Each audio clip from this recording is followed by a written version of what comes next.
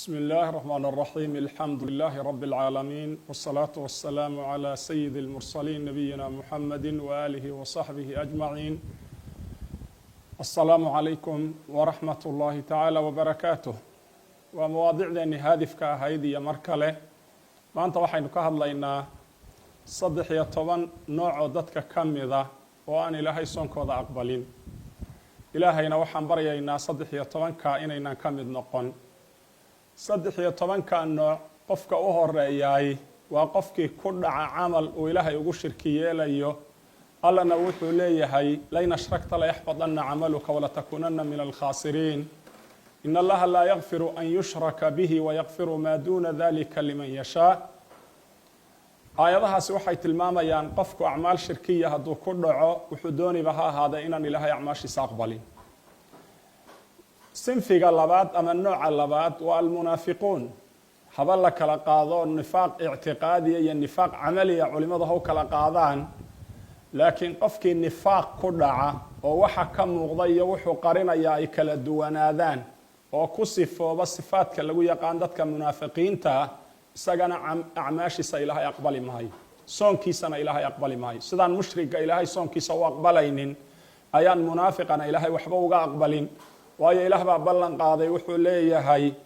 إن المنافقين في الدرك الأسفل من النار ضبق أهوسية أوليت أي نار تكليهين حتى نار تعادق أو حكم له ضبق أهوسية أوحم بيكليهين قل هذا الصدحات وتارك الصلاة تارك الصلاة صلاة ضو غطغو سغو انكري فرضية ذا سغو أن أقولينو ديدي إنو كافر يهي عدنا اسكما خلافين لكن مركو تكاسل iyo waxba wax loo sheegay haduu taariku salaad yahay malcuun weeye ilaahay acmaashiisa ma aqbalo waayo salaada iyo maxaan ku dhahdaa soonki iyo acmaasha salaada ayaa ugu laf dhabarsan oo man salaadu waxa weeye waa diinta laf dhabarteedii bal ilaahay iimaanku inuu iyada yahay buu ku tilmaamay من أقامها فقد أقام الدين ومن هدمها فقد هدم الدين صلاة قفك توسيا دين تيبو أوغيو توسيا قفك الدميانة دين تيودنبو الدمية قفك أفراد وقفك صلاة مرنا كتغة مرنا كذا أهل العلم بوحي لهذين وحي إنه إيغينا لنعو أبدان يهي هدو صلاة لأنت أبدان يهي وحي إنه هليشين إنا تارك الصلاة صون كي سنة إلها يقبل مهي قفك شنات كاللحات يكا تضبات حديث بالنبي كشاجة عليه الصلاة والسلام أوليه هي ثلاثة صدح ضدك كمذا لا ينظر الله إليهم إلهي وحوية إلنا حريسات كما إيغو قيامة ومن حريسته أعماش وضنا ما أقبله ولا يزكيهم أمدا بدافو ذنبي كما ظهره ولهم عذاب أليم عذاب مؤلم بإلهي أكتس كليهم وما حي صدح داسي وحوية عاقل لوالديه وقف لبديس والد عاصي كواه والد عاصية قف كاللباد وحوية وقف مكذب بالقدر قف كصدحات وقدرت إلهي ببينين يا وحي إلهي قدري بان رالك نقونين وحي إلهي أقدر رالك معها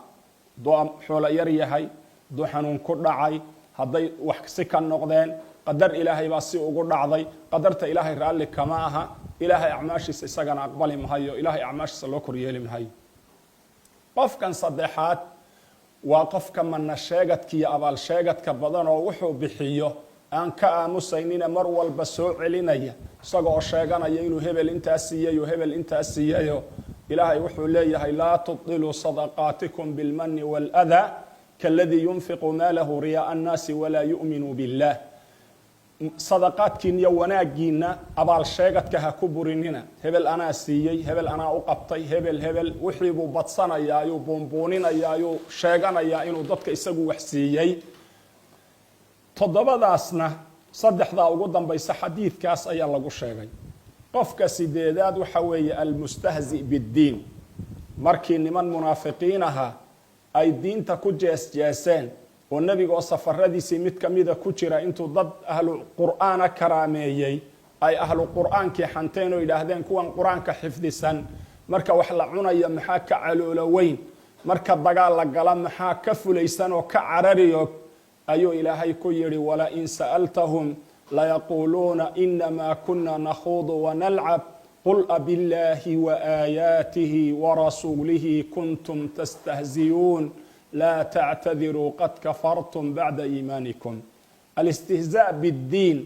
qofku inuu diinta ilaahay ku jeesjeeso, ilaahay ku jeesjeeso, rasuulkiisa ku jeesjeeso, aayaadkiisa ku jeesjeesaay waa wax millada lagaga baxayo, waana wax qofka camalkiisii ku burayo naar ku mudanayo wey.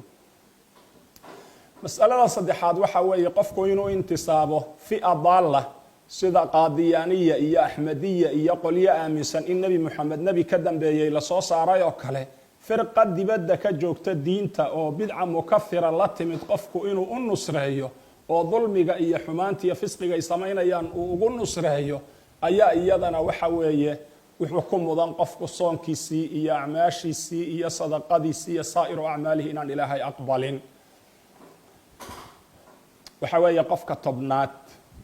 waa qof la yimid nawaaqid alislaam, wax burinaya diintiisii, ama qowl ha ahaado ama ficil ha ahaado, waxyaabo diintii uu kaga kufriyaya buu la yimid, ilaahay waxba ka aqbali mahay.